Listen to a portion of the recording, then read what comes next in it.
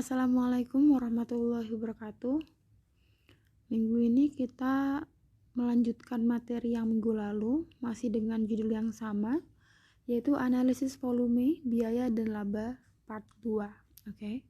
Kalau minggu lalu kita udah bahas tentang gimana cara mencari break even point, titik impas yang merupakan impas antara total revenue dan juga total cost, atau pendapatannya sama dengan biaya yang dikeluarkan.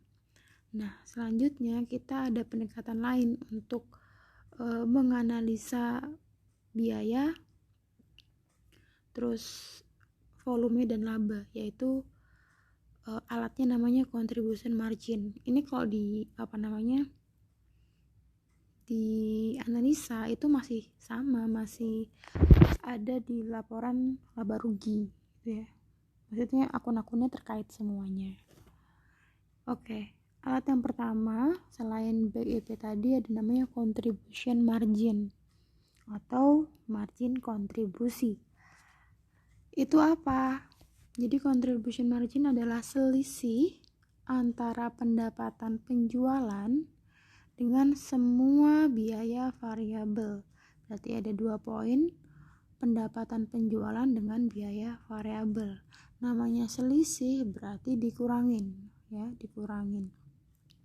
Selisih antara pendapatan penjualan. Pendapatan penjualan itu berarti sales atau total revenue. Revenue kan pendapatan tuh.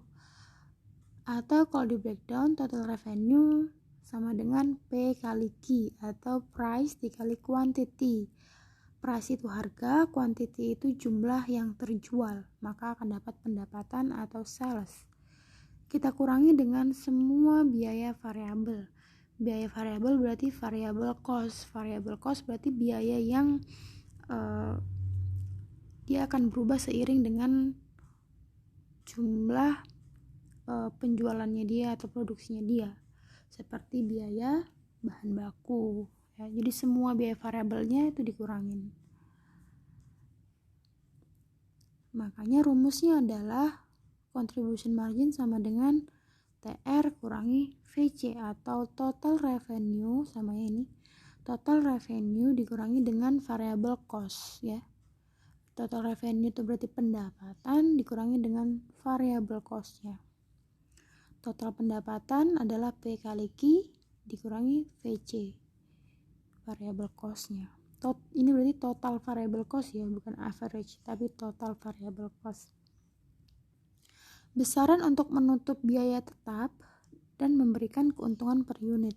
Jadi ketika kita menghitung contribution margin, kita bisa tahu tuh apakah perusahaan ini bisa menutupi biaya tetapnya dia dan bisa memberikan keuntungan per unit.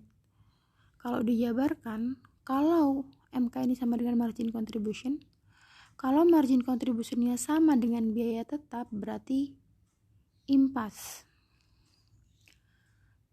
Impas itu berarti nggak untung, nggak rugi ya. Tapi kalau margin contributionnya itu lebih besar daripada biaya tetap, berarti laba. Kalau margin contributionnya itu lebih kecil daripada biaya tetap, berarti rugi. Ini tadi kan kita ngurangin antara penjualan dikurangi dengan biaya variabel. Kalau ada sisanya, penjualan kurangi biaya variabel, contohnya penjualannya adalah 1 juta, dapat 1 juta nih. Terus biaya variabelnya untuk bahan baku adalah 500.000. Sisanya 500.000 ya. Kalau fixed cost atau biaya tetap sama dengan 500.000, berarti margin contribution sama dengan biaya tetap, berarti impas. Jadi bisa nutupin tuh biaya fixed cost-nya. Tapi nggak untung karena nggak melebihi dari itu. Jadi uang sisa keuntungan dari penjualan dikurangi biaya variabel dibuat nutupin fixed cost, tertutupin.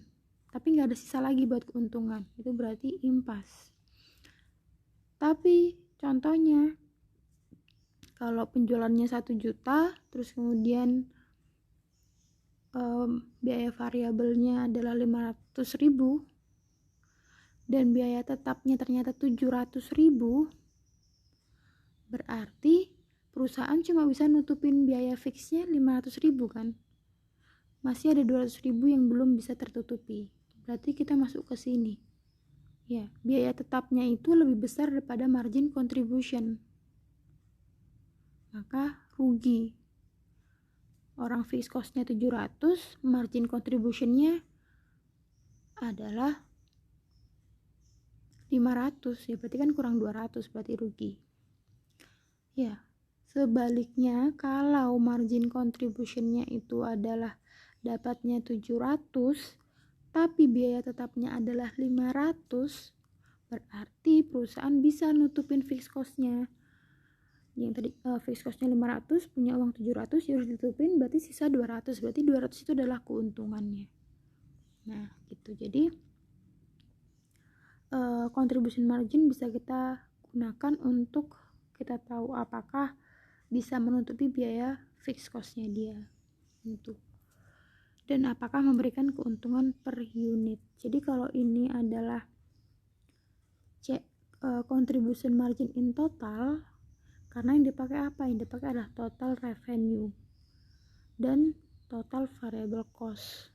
Tapi kalau kita mau tahu per unitnya atau per satuannya dari produk, kita bisa gunakan contribution margin dengan cara price dikurangi average variable cost. Berarti kita nggak perlu kalikan dengan kuantitas penjualannya dia, cukup satu aja. Kalau cuma price kan berarti cuma ada satu produk kan, nggak dikalikan dengan kuantitasnya.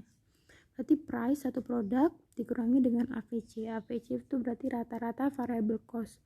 Rata-rata variable cost itu berarti variable cost dibagikan dengan total kuantitas penjualan. Ya, ini berarti CM in unit. Terus kita bisa juga mencari prosentase dari CM ratio, yaitu dengan cara membagikan antara CM in total, berarti ini dibagikan dengan revenue. Revenue itu sama dengan sales, dikalikan dengan 100%. Nanti kita akan dapatkan prosentasenya. Oke, selanjutnya operating income dan net income. Bedanya apa? Sama-sama income ya. Kalau operating income itu pendapatan yang diperoleh dari penjualan dikurangi dengan biaya-biaya operasional. Namanya juga operating, berarti operasional ya. Jadi income yang didapatkan setelah dikurangi semua biaya operasionalnya dia, tapi belum dikurangi pajak. Jadi beratnya dia masih pendapatan kotor atau laba kotor karena belum dikurangi sama pajak gitu ya. Sedangkan kalau net income, dari katanya aja net, berarti bersih, laba bersih atau pendapatan bersih. Berarti penjualan dikurangi semua biaya dan pajak. Semua biaya berarti mau biaya fixed cost, mau biaya variable cost, semuanya udah dikurangi di situ, dan udah dikurangi juga dengan pajak dan juga bunga kalau emang perusahaan punya utang dan harus membayar bunga. Gitu ya. Diberi di situ. Cara ngitungnya gimana? Operating income itu adalah TR min TC. TR min TC itu berarti total revenue dikurangi dengan total cost. Oke. Total cost sama dengan fixed cost ditambah variable cost. Makanya ketika dijabarkan, operating income sama dengan total revenue dikurangi fixed cost dikurangi variable cost ya. Terus kemudian kalau dijabarkan lagi bisa kayak gini. Kenapa? Karena total revenue sama dengan P kali Q atau kuantitas dikali dengan price. Maka kalau dijabarkan bisa Q kali P kan sama dengan total revenue, sedangkan Q kali AVC sama dengan variable cost baru dikurangi dengan fixed cost. Jadi ini hanya penjabarannya aja. Terus kemudian untuk mencari net income berarti kita harus tahu dulu operating income-nya berapa, Operating income kita kali dengan 1 kurangi min tax, kita kurangi dengan pajaknya dia, dapatlah net income. Terus kemudian kita bisa jabarin lagi, kalau emang kita mau mencari operating income tapi yang kita ketahui net income, ya kita bisa buat seperti ini ya, tinggal dibolak-balik aja. Terus yang ke bawah ini juga merupakan penjabarannya ya. Operating income tadi kan ini TR kurangi FC kurangi variable cost, ini ya sama.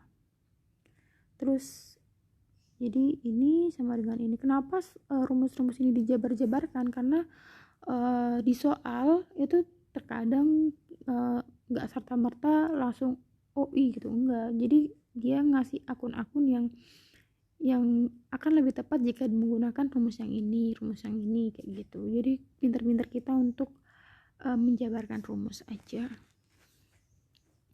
Oke, yang selanjutnya adalah margin of safety. Dari namanya berarti safety, keamanan ya, yaitu alat yang dapat memberikan informasi tentang berapa besar volume penjualan tertentu boleh turun agar perusahaan tidak menderita kerugian ya. Jadi dia ngasih tahu informasi kalau apakah kuantitas yang kita punya sekarang itu udah bisa nutupin BEP apa belum gitu. Kalau gampangannya gini, rumusnya itu adalah key sales atau kuantitas jumlah penjualan dikurangi dengan jumlah BEP. Jumlah BEP kan kalian sudah dapat yang minggu lalu ya, untuk mencari BEP unit. Nah, rumus untuk margin of safety adalah mengurangi antara penjualan yang kita dapat dikurangi dengan BEP, key BEP. Kalau kita hitung ternyata hasilnya 0, berarti nggak ada nggak ada kelebihannya nih, kuantitas kita tuh nggak ada di atasnya BEP gitu. Dan yang artinya berarti perusahaan impas artinya dia nggak dapat untung, nggak dapat rugi gitu, karena kita udah bisa compare dengan key salesnya. Dengan mengetahui margin safety untuk mengetahui batas keamanan dari kondisi penjualannya, dan juga dapat diketahui berapa sih yang harus diproduksi agar penjualan mendekati titik break even point. Jadi kalau lihat kurvanya ya, kita bisa lihat ini kan kuantitas jumlah penjualan, ini harga. Terus kemudian kita bisa lihat di situ ada fixed cost yang flat, terus kemudian total cost.